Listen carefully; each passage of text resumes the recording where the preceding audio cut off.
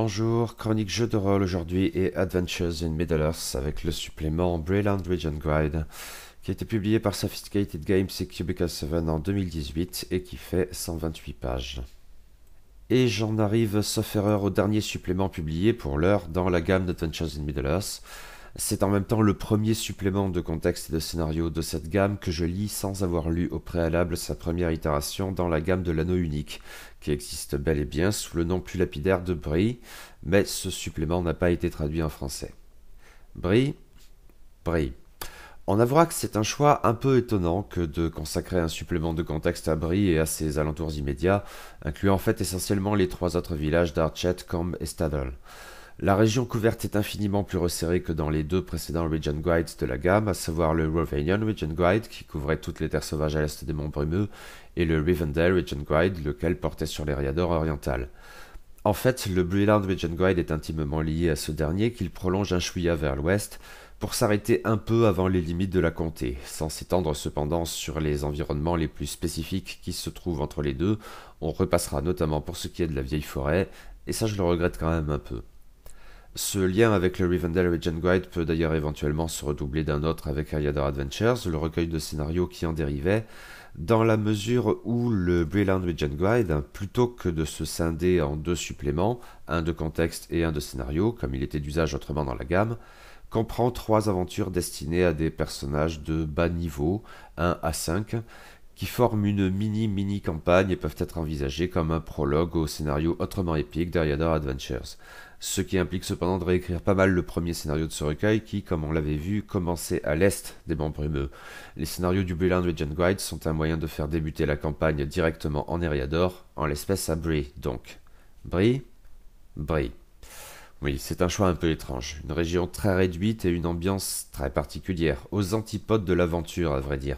Ceci notamment parce que Brie et les trois autres villages qui constituent ensemble le pays de Brie sont en fait protégés des menaces extérieures, et sans en avoir le moins du monde conscience, par les patrouilles scrupuleuses des rôdeurs du Nord, les Dunedain, qui n'en retirent aucun mérite. Pour les hommes de Brie, ils ne sont jamais que des individus louches à force d'être mystérieux, probablement guère plus que des brigands. Mais la protection des rangers s'applique aussi et surtout à la comté, toute proche, et les liens entre le pays de Brie et le havre de paix des Hobbits ne manquent pas. À vrai dire, s'il est une particularité de Brie qui doit être mise en avant à cet égard, c'est probablement cette population unique qui mêle hommes et Hobbits. Maintenant, dans le contexte ludique d'Adventures in Middle-earth, une autre chose distingue le pays de Brie, et c'est son caractère urbain, avec beaucoup de guillemets. Parce que Brie n'est qu'un village, de taille très restreinte, et dans les environs, Archet, Combe et Staddle sont plus petits encore. Cependant, à l'ouest des monts Brumeux, tant que l'on n'arrive pas dans la comté, et même alors, on ne trouvera rien de mieux. À l'est, bien sûr, il en va tout autrement, avec notamment Dal et la ville du lac. Brie n'est qu'un village, pas une ville, encore moins une grande ville. Cependant, le caractère particulièrement désertique de l'Eriador, sur lequel appuyait tout spécialement le Rivendell Region Guide, rend en fait la situation de Brie plus singulière encore, aux limites de l'anomalie. Et c'est bien ainsi que sont envisagés ces petits villages. Même bouseux et caractérisés par un redoutable esprit de clocher, ils sont alors ceux qui se rapprochent le plus d'une ville. Et le supplément joue toujours de ce thème, y compris d'ailleurs de manière vaguement technique.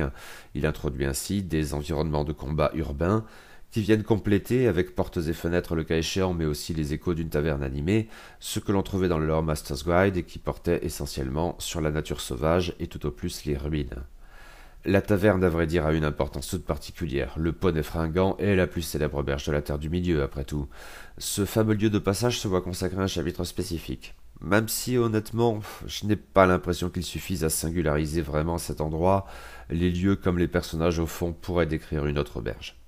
Cependant, le supplément joue plus habilement de cette idée de Brie comme un lieu de passage et, en même temps, une ultime étape avant le désert. Bon nombre des rares éléments techniques de ce supplément vont dans ce sens, avec par exemple la description d'une nouvelle culture héroïque portée sur le voyage, les nains des montagnes bleues, qui se distinguent pas mal des autres cultures naines, pour le coup, avec un côté davantage social et érudit qui confine peut-être parfois au snobisme.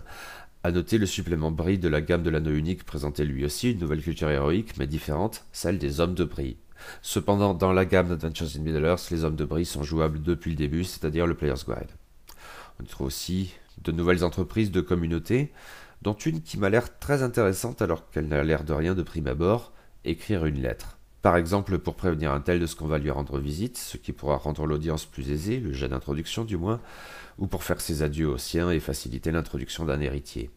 Pour ce qui est des voyages, il faut enfin relever que sous l'intitulé An Empty Land, qui évoquerait peut-être davantage les régions plus à l'est, et doit éventuellement être pris avec un soupçon d'ironie du coup, un trait caractéristique de l'écriture de ce supplément, j'y reviendrai, le supplément propose des tables d'événements de voyage spécifiques, éventuellement liées et de manière explicite le cas échéant au scénario figurant dedans, et c'est toujours aussi bienvenu. Le supplément comprend enfin son petit bestiaire, qui n'est pas très palpitant pour être honnête. Maintenant, si Brie est un lieu de passage, c'est aussi un îlot de provincialisme avec un esprit de clocher très poussé. Les hommes de Brie et les hobbits qui vivent dans le coin ne crachent certes pas sur l'or des voyageurs, mais tout ce qui sent un peu trop l'aventure les amène automatiquement à se pincer le nez. Brie incarne la normalité, ce qui est en dehors est par essence suspect. Les habitants de Brie et des villages alentours ne savent donc pas ce qu'ils doivent à la protection obstinée mais discrète des rôdeurs, mais cette attitude va bien au-delà. Décrivant quelques habitants notables des 4 villages, le supplément s'en donne à cœur joie dans des passages très amusants. Voyez par exemple ce qui est dit de ce très utile PNJ qu'est Matthew Mugworth, pages 18 à 19. Et là, alors sur l'article du blog, vous trouverez la citation en anglais, mais honnêtement, j'ai essayé de faire un enregistrement avec moi en train de lire ce machin avec mon accent de merde, et non, c'était vraiment ridicule. Donc, on va s'en passer, je vous renvoie à l'article pour le coup. Et même chose après coup, pour ce qui est de la description et de l'histoire du Smial de Stadal, page 24. Mais j'avais, voilà, très envie de citer ce genre de passage pour la simple raison que j'ai trouvé ce supplément très bien écrit, très agréable à lire et souvent drôle, à vrai dire. La description de Brie mais aussi d'Archet, Corm et Stadal donc joue beaucoup de ce genre de thématique avec des PNJ savoureux, quelques lieux aussi, et de manière assez intéressante, souvent drôle, oui. Quitte à forcer un peu le trait, la mélancolie de Combe n'est pas exactement très crédible, hein, mais elle est assurément amusante. Demeure un souci. Brie est censément l'antithèse de l'aventure. On peut certes passer de bonnes soirées à l'enseigne du Poney Fringant, à boire quelques chopes et fumer quelques pipes en échangeant des ragots avec des voyageurs ou en poussant la chansonnette, mais cela ne va guère plus loin. Pour des aventuriers, Brie incarne dès lors bien vite l'ennui. Et c'est peut-être bien pour cela que des compagnies centrées sur des hommes de Brie ou des hobbits de la comté peuvent assez aisément se former au Poney Fringant, de jeunes gens naïfs qui aimeraient bien, juste pour voir, faire un tour au bout du monde, soit quelque chose comme 50 km de Brie grand max. Mais autrement, non. Il n'est pas censé se passer quoi que ce soit à Brie, ne serait-ce que parce que les Dunédains veillent dans l'ombre, sans s'arrêter à l'ingratitude de ceux qu'ils protègent des périls du monde extérieur. C'est le paradoxe de ce supplément. Il faut bien qu'il s'y passe quelque chose. Bon, la protection des rangers peut connaître quelques failles, mais à vue de nez, on ne fera pas vraiment ici dans l'épique, et c'est aussi en cela que ce supplément se montre plus particulièrement désigné pour des héros de bas niveau, un peu naïfs, qui n'ont pas déjà roulé leur boss à travers toute la terre du milieu. En fait, Brie, comme dans Le Seigneur des Anneaux, est propice à une sorte de transition dans le ton du récit. On passe des histoires de hobbits plutôt légères, fraîches et amusantes, éventuellement un peu puériles à vrai dire, mais agréablement fantaisistes, aux premiers aperçus d'une menace jusqu'alors inconcevable pesant sur un monde infiniment plus vaste que ne pouvaient l'envisager nos héros, plus divers aussi et incomparablement plus hostile. Le supplément propose quelques suggestions d'accroche sous l'intitulé Adventuring in Brie, mais il faut surtout envisager ici les 3 scénarios qui concluent ce Breeland Regent Guide à l'encontre du format jusqu'alors suivi qui associait 2 suppléments, ces scénarios occupant en gros la seconde moitié du livre. Ils sont vaguement liés, peuvent donc former une mini-campagne, et comme on l'a vu plus haut, un prologue éventuel au scénario bien plus épique d'Ariador Adventures. L'approche est donc assez différente, et ces aventures ont à vrai dire régulièrement quelque chose d'un peu policier qui tranche passablement sur le reste de la gamme. Alors attention, même si je ne vais pas excessivement rentrer dans les détails de ces scénarios, il y aura clairement dans les paragraphes qui vont suivre des spoilers ça et là. La première aventure s'intitule Oldbound and Skin, et elle est très amusante. Même si cela n'a pas forcément un impact direct sur le jeu, l'auteur note qu'il s'est inspiré ici du poème du troll improvisé par Sam dans Le Seigneur des Anneaux. De fait, ce scénario, même destiné à des personnages de niveau 1 ou 2, les confronte bel et bien à un troll, et pas le moindre, soit un ennemi particulièrement redoutable pour eux. Mais l'aventure est bien conçue, bien écrite, qui mêle enquête et sociale, avec une traque tournant à la course-poursuite, des rebondissements, des alliés inattendus, ce genre de choses, et la perspective d'un bon gros butin. Ici, j'ai comme un vague problème. Là où le lore Master's Guide consacrait un chapitre très bien vu à l'idée que la fortune était vulgaire et suspecte dans la terre du milieu, où l'économie du don prédominerait, Les scénarios depuis n'ont jamais hésité à mettre dans la balance du loot conséquent. Je suppose qu'il faut jouer à fond de l'idée de corruption pour contrer cette déviation dangereuse, mais tout de même, bon. Ce bémol mis à part, qui n'est donc pas spécifique à ce scénario, loin de là, cette entrée en matière m'a paru très bonne. La deuxième aventure, Strange Men, Strange Roads, est celle qui joue le plus du registre policier. Il s'agit après tout d'identifier parmi les membres d'une caravane le coupable du meurtre d'un rôdeur, et cette enquête conduira les PJ à découvrir bien des secrets, évocateurs de menaces d'une toute autre ampleur. La galerie de PNJ est vaste et soignée, et les manières dont disposent les PJ pour rassembler des indices sont scrupuleusement détaillées, non sans humour là encore. Allez, cette fois je vais me la tenter la petite citation en anglais, page 93. The players might try other methods of investigation, like infiltrating the caravan. Hail! I am Nelfa Frivandel, one of the High Elves of the West, who crossed the sea in the first age of the world to make war on the enemy and take back the Silmarils from the Iron Crown.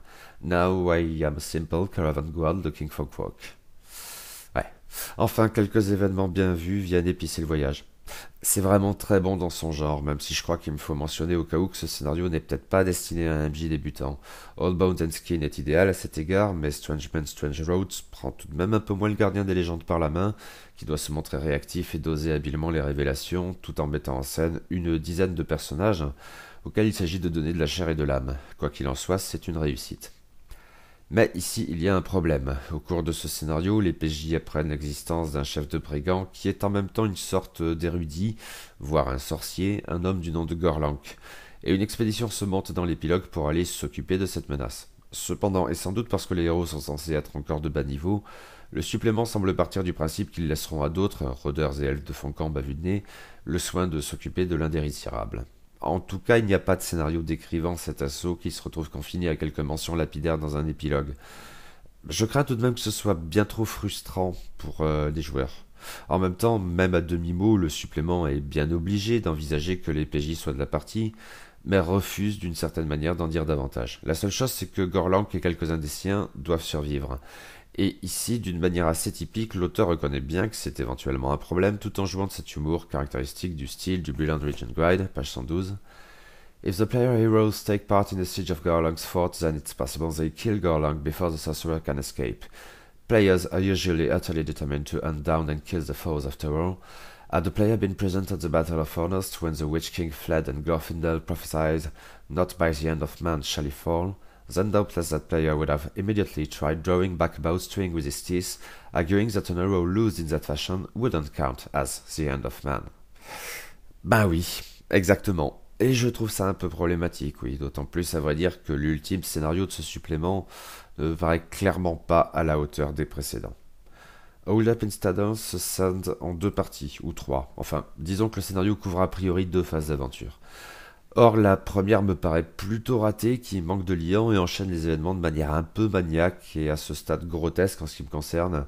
C'est pour partie délibérée, je suppose, avec les Bluebellwood Hawkmen et le sort improbable des partisans de Gorlank, mais ça ne passe pas vraiment pour moi, c'est trop sucré, et l'arrivée impromptue de Gandalf n'a pas exactement arrangé les choses à mes yeux. La suite est plus intéressante, heureusement, même si côté motivation, elle a sans doute ses limites elle aussi. L'idée est que Gorlank et quelques-uns de ses partisans survivants se sont réfugiés dans un smial de Stadol où ils tiennent les résidents en otage. Pourquoi donc?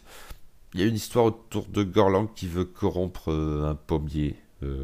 Bon, quoi qu'il en soit, dans un premier temps, les PJ se retrouvent à nouveau dans une sorte d'enquête. Il s'agit pour eux de prendre conscience de ce que les hobbies sont pris en otage, pourquoi et ce qu'ils peuvent y faire. En ce qui me concerne, c'est la partie intéressante du scénario. Après quoi, eh bien, au bout d'un certain temps, faut aller au turbin, hein. Et du coup, le scénario se conclut sur une sorte de donjon qui, comme de juste, s'avère être un trou de hobbit, même sacrément développé. Les gags sur les héros qui s'assomment sur des poutres ne fonctionneront sans doute qu'un temps, mais on retrouve bel et bien ici quelque chose de cet humour qui caractérise pas mal ce supplément. Bon, ça vaut ce que ça vaut à ce stade. Bilan un peu entre deux eaux pour les trois scénarios du Brilliant Regent Guide, donc les deux premiers me paraissent très bons. Il y a une lacune que je trouve un peu problématique juste après, et le dernier scénario me fait l'effet d'être d'un niveau bien inférieur, un peu bâclé à vrai dire, notamment dans sa première phase. Dommage, mais il doit y avoir moyen de retravailler un peu tout ça. À vrai dire, je suppose que ce bilan un peu mitigé, malgré de bons voire très bons moments, vaut pour l'ensemble de ce supplément. J'y insiste, il est très agréable à lire et souvent amusant. Maintenant, est-il utile? Je n'en suis pas totalement convaincu. Le fait que la région couverte soit très limitée, le principe même de Brie comme un village épargné par l'aventure, pour ne pas dire foncièrement ennuyeux, la description un peu trop passe-partout de l'auberge du Poney Fringant, le peu d'apports spécifiques somme toute, tout cela ne plaide guère en faveur de Sir Regent Gride, bien différent de ses prédécesseurs. Et les personnages qui ont déjà roulé leur boss n'y trouveront pas grand-chose d'excitant. On peut sans doute se jouer sur le contraste et cela peut être amusant, mais cela ne fonctionnera qu'un temps et au fond nous n'avons pas forcément besoin du contenu de ce supplément pour mettre en scène cette opposition entre l'îlot de sûreté bonhomme et le monde sauvage et semi-désertique tout autour. En revanche, des personnages de bas niveau y trouveront probablement davantage de quoi faire, sur un ton un peu plus léger que les autres aventures de la gamme, typique des premiers chapitres du Hobbit comme du Seigneur des Anneaux. L'idée d'un groupe essentiellement constitué de jeunes hommes de Brie passablement naïfs, avec éventuellement quelques hobbits en su, me plaît bien. Il doit y avoir quelque chose à en tirer. Ce que les 2 premiers scénarios de ce supplément au moins illustrent de manière très convaincante. Ajouter à la compagnie progressivement peut-être un dunédain, voire un elfe de Foncombe, pourrait d'ailleurs être tout aussi amusant, à la condition que le contraste entre ces personnages plus typiquement aventuriers et les bouseux de Brie ou de la Comté n'induise pas un déséquilibre trop marqué et dès lors frustrant pour les joueurs. Les 2 premiers scénarios sont très réussis, oui, même si le troisième me paraît donc à revoir largement. Mais on peut y voir un prologue plus que convaincant pour les Eriador Adventures autrement épiques, même si cela implique donc de réécrire pour partie le scénario Nightmares of Angmar, en remplaçant probablement les hommes des collines du Gundabad par des hommes du Rudor, quitte à y perdre un peu au passage tout de même. Voilà, un supplément amusant, bien écrit, mais certainement pas indispensable. On peut sans doute piocher dedans, mais les apports spécifiques de Sir Regent Gride, très restreints, en rendent l'usage assez incertain, et l'achat pas vraiment nécessaire. Toute chose égale par ailleurs, il ne me paraît donc pas se montrer tout à fait au niveau des précédents suppléments de la gamme, pour la plupart vraiment bons, sans qu'ils soient mauvais pour autant. Seulement, il ne satisfera véritablement un MJ et joueur qu'à la condition de jouer le jeu à fond, en s'immergeant totalement dans l'atmosphère très provinciale et plus qu'à son tour rigolote de Brie et des villages qui lui sont associés. Sauf erreur, la gamme d'Adventures in Middle-earth s'arrête pour l'heure ici. Je suppose que les autres suppléments de la gamme de l'anneau unique seront à leur tour transposés, ceux qui portent sur le Rohan et dont j'ai eu des échos plutôt négatifs pour une fois, mais aussi Erebor et la campagne associée The Laughter of Dragons, j'espère que ça sera la priorité, en attendant la Moria, ou la Comté peut-être, davantage dans l'esprit de ce Brilliant Regent Guide, mais qui me séduirait probablement davantage à vue de nez, à un de ces jours.